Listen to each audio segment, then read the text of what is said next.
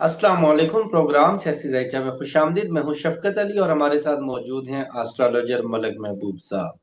मलक साहब, बहुत शुक्रिया आपके वक्त का। माय प्लेजर शफकत भाई, कैसे हैं आप? अल्हम्दुलिल्लाह सर, आप बताएं आप कैसे हैं। अल्हम्दुलिल्लाह, अल्लाह का ताला का करम है सर। सर, सबसे पहले तो ये बताइएगा कि टीएलपी के सरबराह साद रिजवी और उनके छोटे भाई अनस रिजवी, उनके हवाले से बड़ी मुतजाद किस्म की इतलात और बड़े मुतजाद किस्म के दावे हुकूमत की जानिब से किए जा रहे हैं। आईजी पंजाब ये दावा करते हैं कि उनके साथी उनको छुड़वा कर ले गए। हुकूमत ये कहती है कि वो फरार हो गए। एक हुकूमती मिनिस्टर वो कहते हैं कि आजाद कश्मीर में हम उनको तलाश कर रहे हैं। साद रिजवी का जायचा आपने बनाया है, ये एग्जैक्टली है कहाँ और इनका जायचा क्या बता रहा है। देखें सर, इनका एक बेसिक्स देखते हैं। अगर हम पहले वो भी मैं आपको बताऊंगा कि ये मतलब कहाँ पर है, कब तक आ सकते हैं। जो बेसिक अगर मैं देखूं तो ये बहुत स्ट्रांग बंदे हैं, बहुत ज्यादा स्ट्रांग बंदे हैं। चूंकि उनकी उम्र तो छोटी है, इसमें कोई डाउट नहीं है, लेकिन इनके अंदर जुनून और जज्बा इतना ज्यादा है कि अगर मैं आपको एक एग्जांपल दूं कि अक्सर लोग अकेले जाते हुए पहाड़ों में अकेले रात के वक्त डरते हैं। या जंगल की एग्जांपल दे रहा हूं, एग्जांपल ही लीजिएगा इसको। ये नहीं समझिएगा कि वो जंगल या पहाड़ में।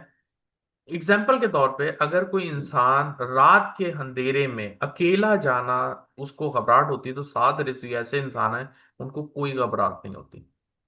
मैंने आपको पहले भी बताया, हम्म। मैं किसी पॉलिटिक्स को उसको नहीं मानता हूं, ना मैं उसको फॉलो करता हूं। ये वो चीजें बताता हूं जो जायचे में नजर आ रही हैं, उसके हिसाब से बात कर रहा हूं। तो आप मुझे उसी तरह से समझें। एज एन एस्ट्रोलॉजी स्टूडेंट मैं आपको ये चीजें दिखा बता रहा हूं जो मुझे दिखी हैं। तो सात ऋषि के अंदर अच्छा, मैं जो एक डिस्क्लेमर दे दूं हमारे व्यूअर्स के लिए कि मलक महबूब साहब को तो जब से टीएलपी वाला मामला बना है, इनको शायद साद रिजवी का नाम भी ना पता हो। और शायद इनको ये भी ना पता हो कि टीएलपी नाम की भी कोई मजहबी जमात पाकिस्तान में है। जी बिल्कुल ऐसा ही था, क्योंकि जब ये पहला वाकया हुआ था तो मैंने आपसे पूछा था कि अब ये टीएलपी कौन आ गया है। क्योंकि मेरे लिए ये एक नया वो था सरप्राइज कि अब ये टीएलपी भी आ गई है और सात रिश्वी भी हैं। तो जैसे आज आपने मुझे उनकी डिटेल दी, तो मैंने उनकी डिटेल देख के आपको ये बताई है। मैंने उनको नहीं देखा, शायद कभी न्यूज में गुजरे हो, तो मुझे नहीं पता वो सात रिश्वी होंगे। लेकिन फिलहाल इनके चार्ट से ये बहुत ज्यादा एग्रेसिव, बोल्ड इंसान नजर आते हैं। ठीक है। दूसरी उनकी जो कोताही है, जिसको कहा जाए, कोताही ये है इनकी कि ये बड़े मुंह फट है। मुंह फट से मुराद ये है, जो मुंह हम्म। में आएगा ये बोल देंगे। ये किसी का लिया लिहाज नहीं करेंगे। हम्म। तो मुंह फट का मतलब आप गलत तरीके से ना लेके जाएं, इसको इस तरीके से भी लेके जाएं कि इनके जो दिल में है वही जबान पर है। सिंपल सी बात, जो दिल में है जबान पे है, ये दिल में डिप्लोमेसी नहीं दबा। आती। जी। डिप्लोमेसी नहीं आती, डिप्लोमेटिक नहीं है। डिप्लोमेसी नहीं आती, डिप्लोमेसी वाले इनके प्लैनेट्स ही नहीं है। ये बहुत स्ट्रेट फॉरवर्ड है। इसीलिए इनकी लाइफ में बहुत अप्स एंड डाउन आएंगे ताहयात। अब मुझे नहीं पता इनकी लाइफ में पहले कितनी दफा ऐसा हो चुका है। जो इनके सितारे बता रहे हैं, इनके साथ बहुत दफा ऐसा होगा। और जितनी दफा भी होगा, ये अपनी आदत या अपने, जिसको बोलते हैं कि अपने स्टाइल से नहीं बदलने वाले। कुछ लोग होते हैं वक्त के साथ मोल्ड हो जाते हैं, अपने अंदर तब्दीली लेकर आते हैं। अक्सर लोग जो है, जैसे हमने पीटीआई में देखा, खान साहब के अलावा सारे ही पीटीआई छोड़ के चले गए वक्त के हिसाब से। सबसे मुराद ये है मोस्ट ऑफ देम। कुछ होंगे जो रह गए उनके साथ, लेकिन ये वैसे बंदे नहीं है। ये वैसे बंदे हैं कि अगर ये एक धुन पे चल पड़े या एक रास्ते पे चल पड़े, तो इनको अपना रास्ता बदलना नहीं आता, ये अपने रास्ते पे रहता है। अब आपके ये जो सवाल है, सात रिजवी कहाँ है, लेकिन कहाँ का जवाब मैं नहीं दे सकता हूं। इतना मुझे पता है कि सात रिजवी के लिए सितंबर से लेके अगला सितंबर बहुत टफ रहेगा। इमोशनल चैलेंजेस इनके हम्म। लिए बहुत आने वाले हैं। इमोशनल सेटबैक बहुत आने वाले हैं। अगर मैं कार्ड से देखूं तो मुझे ऐसा लगता है कि जो कार्ड्स मैंने ड्रॉ किए हैं, मुझे ऐसा लगता है कि ये हैं तो उधर ही, लेकिन ऐसी जगह जहां पे लोगों का आना जाना नहीं होता। या जंगल होता है, या ये नॉर्मली सहरा, इस टाइप की जगहें होती हैं। नॉर्मल जगह से ये बहुत दूर है, जहां पे लोगों के मतलब लोगों का नॉर्मल कम्युनिकेशन या कम्यूट वहां से नहीं होते लोग। तो इन शॉर्ट ऐसा लगता है कि साद हम्म। रिजवी जो हैं अंडरग्राउंड दिख रहे हैं मुझे फिलहाल तो। लेकिन ये अगर बाहर भी हम्म। आते हैं तो इनके लिए अभी अगला साल बहुत टफ है। तो ये कुछ छोटी सी मुझे हम्म। इनके बारे में चीजें नजर आई थी जो मैंने आपके साथ शेयर कर दी। ये मैंने सिर्फ आपको डेट ऑफ बर्थ के हिसाब से बताया। तो जो मेरा न्यूमरोलॉजी का कोर्स हो रहा है, आप सिर्फ ये देख लें कि मैंने इतनी सारी बातें आपको नंबर से ही बताई हैं, क्योंकि मैं इनके उसमें नहीं जाना चाहता हूँ टाइम ऑफ बर्थ में, क्योंकि टाइम ऑफ बर्थ में बहुत वेरिएशन होता है। उसके लिए फिर आपको बिल्कुल ऐसी। ऐसे ही होता है, फिर कोई भी गलत बात हो जाती है तो हमारे लिए तो ये बिल्कुल जो होता है ना, क्वेश्चन मार्क बन जाता है कि आपने तो ऐसे कहा था, हुआ तो ऐसे। होने को हो सकता है, लेकिन एटलीस्ट मैं जितना हो सके ऑथेंटिक न्यूज दूं आपको, इसलिए मैंने उनकी डेट ऑफ बर्थ के हिसाब से बताया। तो आप अंदाजा लगाएं, अगर न्यूमरोलॉजी इतना कुछ बता देती है तो वो और कितने राज फाश नहीं कर सकती। तो मेरा एक न्यूमरोलॉजी का भी अच्छा। कोर्स स्टार्ट हो रहा है, उसमें थोड़ी सी मैं आपको बता देता हूँ, जो कि 1 नवंबर से है। हम्म। और वंस अ वीक होगा। मोस्टली जो है ये सैटरडे की अर्ली मॉर्निंग पाकिस्तान टाइम पर होगा। तो जो लोग इंटरेस्टेड हैं हम्म। वो मुझे कांटेक्ट कर सकते हैं जी। मलिक साहब, मैं भी ज्वाइन कर सकता हूँ? बिल्कुल आप भी ज्वाइन कर सकते हैं, बिल्कुल आप आए मुझसे कांटेक्ट करें, लेकिन ये बहुत ज्यादा जबरदस्त कोर्स है, इसमें आपको बहुत कुछ सीखने को मिलेगा। जबरदस्त। क्योंकि मेरी भी मैंने ये तमाम बेसिक से दोस्त। स्टार्ट किया है, क्योंकि बेसिक से स्टार्ट करने का मकसद ये है कि जब मैंने एस्ट्रोलॉजी का पहला एक कोर्स किया था बेसिक का, तो उसमें हम्म। लोगों को बिल्कुल भी नहीं पता था, तो मैं समझ गया कि हम लोगों की जो नॉलेज है वो इसी तरह से है कि हम लोगों को बहुत मिथ बहुत ज्यादा है। काफी लोग यहाँ बिल्कुल। पे जो है सन साइन को अपना असेंडेंट समझ के बैठे होते हैं, सारी जिंदगी इसमें गुजार देते हैं कि हम जनवरी में पैदा हुए तो कैप्रिकॉन, फरवरी में एक्वेरियस, और इसी तरह से। तो इस मिथ को खत्म करने के लिए मैं बेसिक से स्टार्ट करता हूँ और एडवांस लेवल तक लेके जाता हूँ। बहुत जबरदस्त। अच्छा मलक साहब, आपने प्रिडिक्शन की थी सुहेल अफरीदी के बारे में, जी और आपने कहा था कि ये इमरान खान की परछाई है, और ये क्रीज से बाहर निकलकर आपको चौके छक्के लगाता हुआ नजर आएगा। जी और सुहेल अफरीदी क्रीज से बाहर निकलकर उन्होंने चौके छक्के लगाना शुरू कर दिए हैं।